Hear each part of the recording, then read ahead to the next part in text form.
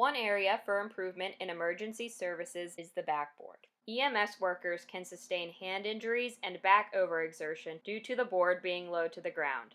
Additionally, tall and bariatric patients may be unstable on the board if it is too short or narrow for them. Our solution, the body bun, has flaps that open to increase the width from 18 inches to 36 inches in order to accommodate bariatric patients. Additionally, the headrest extends from 72 inches to 79 inches to accommodate taller patients. The double row of handles allow the body bun to function in its open or closed position so that it can accommodate a standard-sized patient as well. The ribbing on the back of the body bun provide an additional 3/4 inch clearance between the ground and the hands of the user, as that compared to a traditional backboard. Additionally, the ribbing can be used for a sled feature in order to push the backboard up or down the stairs. The side flaps would be secured via double action hinges, which could easily fold over the side of a stretcher. Our device was analyzed in ANSYS to simulate the typical load cases it may encounter. So here's an instance of one of the simulations, the static structural simulations that we ran for various configurations of our backboard. This is the results we got for total deformation for the fully open backboard with the headrest pulled out.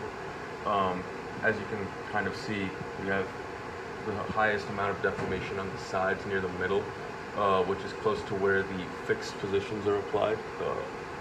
Then we have equivalent stress, which, as you can see, are highest near the corners.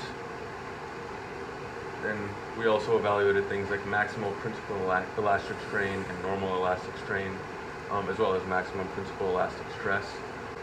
These aren't factors to be worried about as much, though, because they tend to be lower than deformation and stress, which are two primary criteria we use to judge the effectiveness of our design.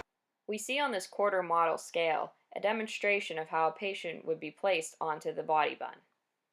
EMS workers would open the flaps and proceed to slide the patient onto the backboard.